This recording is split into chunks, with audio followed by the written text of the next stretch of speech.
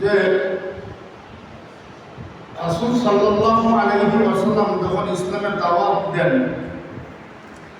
ইসলামের দাওয়াত দেওয়ার সময় আল্লাহ সুবহানাহু ওয়া তাআলা বললেন, হে রাসূল আপনি জানাই দেন, ইয়া আইয়ুহাল্লাযীনা আমানু দুখুলু ফিস সিলমি কাফা। ইয়া আইয়ুহাল্লাযীনা আমানু, হে ইমানদারগণ, আমানু দুখুলু, প্রবেশ করো, প্রবেশ করো, দাখিল হও, শামিল হও, সংযুক্ত হও, সম্পৃক্ত হও, অর্থগত একতাবাদ ঘোষণা করো। সুবহানাল্লাহ। ভালোভাবে, দৃঢ়ভাবে, কচুর পাতার মতো, কচুর পাতা যেমন পানি পড়লে টলমল করে এরকম না, পুরাপুরি দাখিল হয়ে যাও, প্রবেশ করো, কোনো প্রকারের যেন সন্দেহ না থাকে, এতটুকু পরিমাণ যেন কোনো প্রকারের সন্দেহ না থাকে। যখন আল্লাহ রাব্বুল আলামিন এই আয়াতখানা নাযিল করলেন, রাসূল সাল্লাল্লাহু আলাইহি ওয়াসাল্লামকে বললেন, কালিমা লা ইলাহা ইল্লাল্লাহ মুহাম্মাদুর রাসূলুল্লাহ সাল্লাল্লাহু আলাইহি ওয়াসাল্লাম, এই দাওয়াতটা তুমি প্রত্যেকের ঘরে ঘরে পৌঁছে দাও। রাসূল সাল্লাল্লাহু আলাইহি ওয়াসাল্লাম যখন তার নবুয়ত প্রাপ্ত হন তখন তার বয়স 40। যখন তিনি বিবাহ করেন তখন তার বয়স ছিল 25 বছর রাসূলের বয়স। রাসূলের প্রথম স্ত্রী খাদিজাতুল কুবরা রাদিয়াল্লাহু তাআলা আনহার বয়স 40। এবার হিসাব করে আমাকে বলেন, রাসূলের বয়স যখন 40, এবার খাদিজার বয়স কত? 55 বছর। 25 থেকে 40 পর্যন্ত কত বছর হয়? 15 বছর। 40 থেকে 15 যোগ করলে 55 হয়। খাদিজার বয়স হলো 55 বছর, রাসূলের বয়স হলো 40 বছর। তখন তিনি সর্বপ্রথম দিয়ে তার স্ত্রীকে দাওয়াত দিলেন, বলেন সুবহানাল্লাহ। দাওয়াতের কাজ শুরু হয়ে গেল।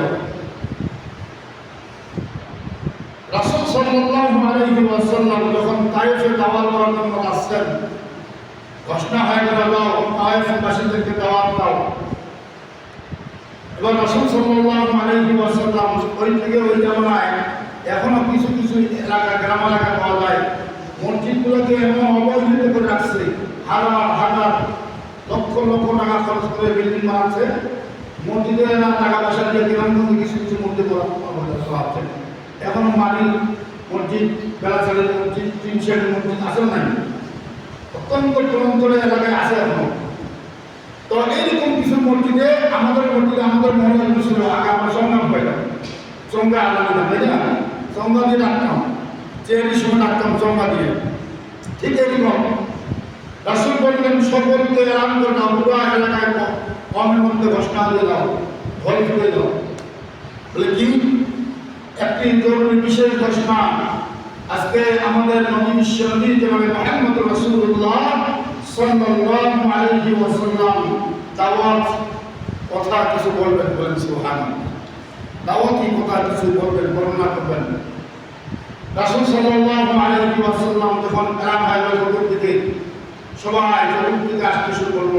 সবাই জানেন যে আল আমিন, সে একজন আল আমিন, যে কথাটা বলে অবশ্যই সত্য কথা বলে, বলেন সুবহানাল্লাহ। আবু জাহেল বলে আল আমিন, আবু লাহাব বলে আল আমিন, সবাই বলে আল আমিন। এমন একটা ভদ্র, এমন একটা সত্যবাদী লোক আর আমাদের এলাকার মধ্যে নাই। যখন এলান হয়ে গেল বিশ্বনবী মুহাম্মদুর রাসূলুল্লাহ কিছু কথোপকথন করবেন, কথা বলবেন, বাক্যবাহ দিবেন, তখন এলান হয়ে গেল, সবাই জমা শুরু হলো। আবু লাহাব আসার পরে চিন্তা করলেন, ও মুহাম্মদ ভাতিজা, তরুণী করে তাড়াতাড়ি বলো, তুমি কি বলবে? যেটা বলার জন্য সময় আমরা আসছি, বলার জন্য তুমি আসছো, এইটা জিনিস তাড়াতাড়ি দ্রুত করে দাও। কিছুক্ষণ পর রাসূল কোনো কথা বললেন না। দ্বিতীয়বার কোনো কথা বললেন না। তৃতীয়বার শুধু একবার বললেন যে লোকগুলো সব আসুক, তারপরে শুরু করি। আমরা রাত হয়ে উত্তেজিত হয়ে হাত ইশারা করে আমার রাসূলের দিকে তাকায় বলতেছে, এ নির্বোধ বধির, এটি অসহায় দারিদ্র বই, তোমার মতো একটা লোককে এই কালেমার দাওয়াত দেওয়ার জন্য পড়াইছে, কোরআন একটা তোমার উপর নাযিল করেছে, আর আমাদের মধ্যে এত বড় ভাগ্য ব্যক্তি, আমরা অনেক ধন্যবাদ ব্যক্তি, আমাদের উপর না দিয়ে তোমার উপর দিয়েছে, এই কথাটাই তো বলবে, আর কি বলবে? যা বলার তাড়াতাড়ি বলো। আমার আল্লাহ রাব্বুল আলামিন এটা আর সহ্য করতে না পারেন, দুনিয়া বরদাস্ত করতে পারলেন না, আর শাদি মালাইয়া লাকা সেই অবদনা থরথর করে কাঁপতেছে। আল্লাহ বলতেছে, ইয়া রাসূলুল্লাহ, ইয়া হাবিবাল্লাহ, আপনি শুনেছেন, আপনার চাচা আপনারা শুনেছেন, আপনি শুনেছেন আপনার একদম মাত্র ব্যক্তি বাধাগ্রস্ত করেছে, শুনেছেন, কিন্তু আমি আল্লাহ রাব্বুল আলামিন আপনি সহ্য করতে পেরেছেন, কিন্তু আমি আল্লাহ সহ্য করতে পারি নাই। বলেন সুবহানাল্লাহ। এই জন্য এই সূরাটা আল্লাহ তাআলা নাযিল করে দিলেন। তাব্বাত ইয়াদা, তাব্বাত মানে ধ্বংস হোক, ইয়াদা ইয়াদু মানে হাত, ইয়াদা মানে দুই হাত। তাব্বাত ইয়াদা আবু লাহাব, আবু লাহাব তোমার দুই হাত ধ্বংস হয় না। তাব্বাত ইয়াদা আবি লাহাব, তাব্বাত ইয়াদা আবি লাহাব ওয়া তাব মা আগনা আনহু মালুহু, তোমার যা সম্পদ আছে, ধন সম্পদ আছে, এই তোমার ধন সম্পদ সব ধ্বংস হয়ে যাবে। মা আগনা মালুহু, মা আগনা আনহু মালুহু ওয়া মা কাসাব সায়াসলা নারান যাতা লাহাব। লাহাব, তুমি যে তোমার সন্তান নিয়ে বড় কথা কিছু, আবু লাহাবের এতগুলো সন্তান ছিল, সে হিসাব আনতো না কতগুলো সন্তান। আগে আমাদের দাদারা হিসাব করতে আসে বালিশ ঘুমানো, বালিশ ঘুমালে সব ঠিক আছে, পরে সন্তান আছে পরে নাই, হিসাব টানতো না। এদের জন্য 10টা 15টা করে সন্তান আগের লোকে ছিল না। তো এরকম আবু লাহাবের এতগুলো সন্তান, আবু লাহাব হিসাবই জানতো না কতগুলো সন্তান। আবু লাহাব বলতো, আমার এতগুলো সন্তান, আমার বয়ের পরিবর্তে আমি যদি অত্র এলাকায় কমের মধ্যে ঘোষণা দিয়ে যাই, সকল চতুর্দিকের লোক এসে জমা হয়ে যাবে, তোমাকে ভুলার মতো একবারে ভবিষ্যৎ করে দিবে। অতএব তুমি আমাকে কি আমার সন্তান দিয়ে লোকজন জনগণ দিয়ে আমাকে ভয় দেখাচ্ছ নাকি? এই কথা আল্লাহ রাব্বুল আলামিন বললেন, তোমার সন্তানাদি যা আছে সব ধ্বংস হয়ে যাবে, তোমার শেষ পরিণতির সময় কোনো কাজে আসবে না।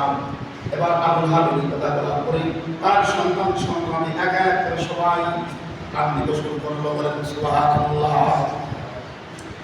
এরকম করে আমরাতুহু হাম্মালাতাল হাতাব, তোমার যে স্ত্রী আমরাতুহু, তোমার যে স্ত্রী আছে উম্মে জামিল, এই উম্মে জামিল পর্যন্ত তোমাকে যে রাসূলের কথাগুলো দিয়ে এসে আবু লাহাবকে, আবু লাহাবের কথাগুলো নিয়ে এসে মুহাম্মদকে শুরু করলো, আর মুহাম্মদ সাল্লাল্লাহু আলাইহি ওয়াসাল্লামের কথাগুলো নিয়ে আবু লাহাবের কাছে নিয়ে লাগালাগি করতো, সুপরখড়ি করতো। এই জন্য আমার আল্লাহ তাআলা সহ্য করতে না পেরে বললেন, তোমার স্ত্রী বিন্দম অহংকারীর কারণে আমি আল্লাহ তাআলা কাল কিয়ামতের মাঠে তোমার স্ত্রীকে জানানি হিসাবে, নাকি হিসাবে ব্যবহার করবো। বলেন নাউযুবিল্লাহ। তুমি জানি তিনি পরবর্তী ইসলাম গ্রহণ করেছিলেন, লাহাবের স্ত্রী পরবর্তী ইসলাম গ্রহণ করেছিলেন। আবু লাহাব সেই সুযোগ আর পায় নাই। আবু লাহাব যখন মৃত্যুবরণ করে তার পুরো শরীরের মধ্যে কুষ্ঠ রোগ আল্লাহ তাআলা দিয়েছিলেন। এই কুষ্ঠ রোগের কারণে এমন অনেকটা পুরো শরীর খায় জর্জরিত হয়ে গেল, গোটা বাইরে শুরু হলো।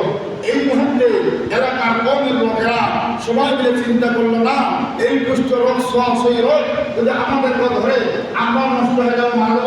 অতএব এই আবু লাহাবকে সবাই মিলে সকলে দলমত নির্বিশেষে একত্রিত হয়ে জমা হয়ে সবাই মিলে আবু লাহাবের বাসায় আবু লাহাবকে ঘরের ভিতরে প্রবেশ করে দিয়ে তালা লাগিয়ে দিলেন। বলেন নাউযুবিল্লাহ।